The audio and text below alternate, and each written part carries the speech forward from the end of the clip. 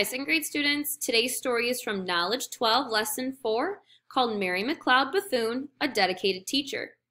Before I begin our story, I'm going to go over our vocabulary words. Our first vocabulary word for today's story is the word privilege. Repeat after me. Privilege. A privilege is an honor or advantage that one person might have that sets him or her apart in some way. Our next vocabulary word is the word proud. Say proud. Proud means feeling great honor or sense of satisfaction. Our last vocabulary word is the word scholarship. Say scholarship.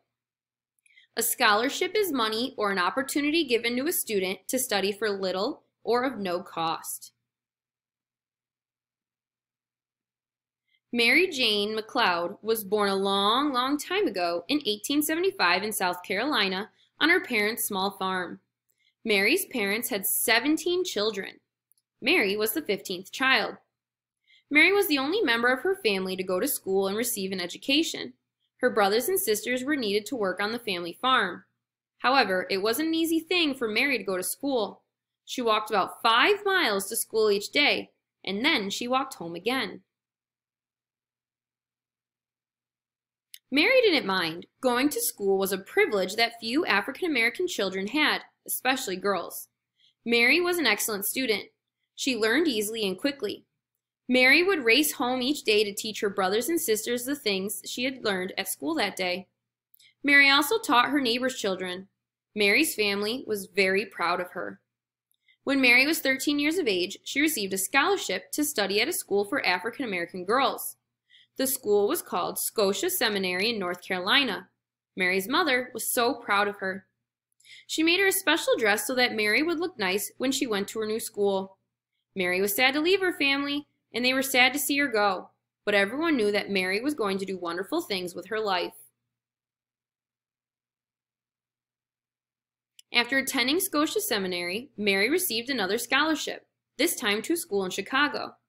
After graduating, Mary returned to South Carolina to become a teacher at the school she had once attended. Mary was determined to educate young African American children, and no one was going to stop her. After several years of being a teacher, Mary decided to start a school of her own. She especially wanted to teach African American girls, as many still did not receive an education.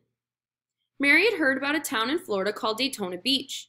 A new railroad was being built there, and many of the workers were African American men. The workers' families lived in camps. Their children did not go to school, and the men earned just enough money to feed their families. Mary saw this as a great opportunity and came up with a plan. With just $1.50 in her pocket, Mary moved to Daytona Beach, Florida, and opened her own school for African American girls. A kind woman offered Mary a place to live. A friend helped her find an empty house that later became the new school. Old broken furniture was fixed. Boxes and packing crates from local stores became desks and chairs, and in the autumn of 1904, Mary opened her own school. In the beginning, there was just 6 students, including Mary's own son. Gradually, more and more students came. Each girl paid 50 cents a week for tuition. Mary taught them cooking and sewing as well as reading, writing, and math. There was never enough money, so Mary baked pies and cookies to sell. Not everyone liked what Mary was doing. One night, while Mary was at school, all the street lights went out. When Mary looked out onto the street, she saw a group of people gathered together. They intended to scare Mary in hopes that she would close her school and leave town. However, Mary would not be bullied.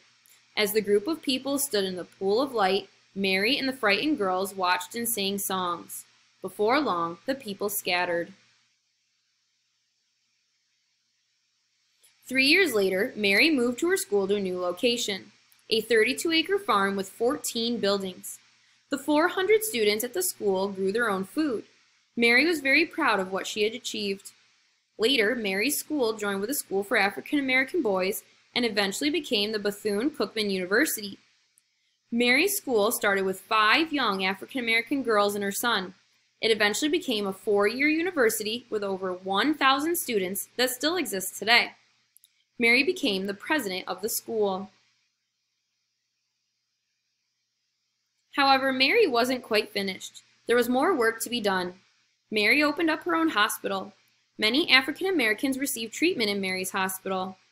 In addition to promoting education and health care, Mary joined forces with various groups who were campaigning for the right for women to vote.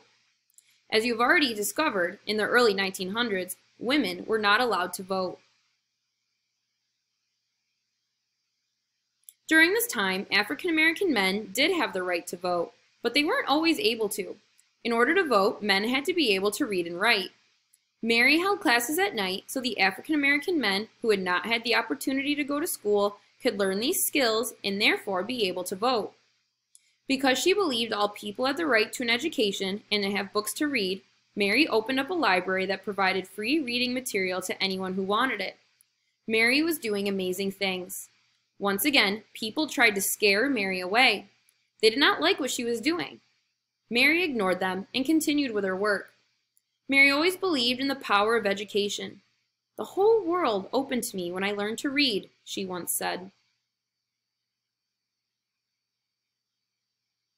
Mary's efforts had not gone unnoticed. 3 U.S. presidents asked Mary for advice. President Coolidge invited her to attend his child welfare conference. President Hoover asked her to head up the White House Conference on Child Health, and President Roosevelt named her as special advisor on minority affairs. Mary also became a founder and the first president of the National Council of Negro Women. For many years, Mary worked closely with Eleanor Roosevelt. Mary became director of the Division of Negro Affairs and of the National Youth Administration. She was the first African American woman to become head of a federal agency or organization. Mary wanted all African Americans to become fully involved in American society. Mary received many honors for her work. She received the Spingarn Medal for her efforts in educating African Americans. This medal is given each year by the National Association for the Advancement of Colored People, or NAACP, to an African American. As you've already heard, Mary was part of a group of advisors known as the Black Cabinet. Mary herself asked President Roosevelt to choose more talented African Americans for important jobs. In 2008, the United States elected an African American president. Without people like Mary, it's possible that might never have happened. Mary McLeod Bethune died on May 18, 1955. On July 10, 1974, 99 years to this day after Mary's birth, a statue of Mary was placed in Lincoln Park in Washington, D.C. Mary was the first woman and the first African American to be honored in this way. A portrait of Mary hangs in the state capitol of South Carolina, a great honor for women who fought against discrimination and worked tirelessly for young African Americans.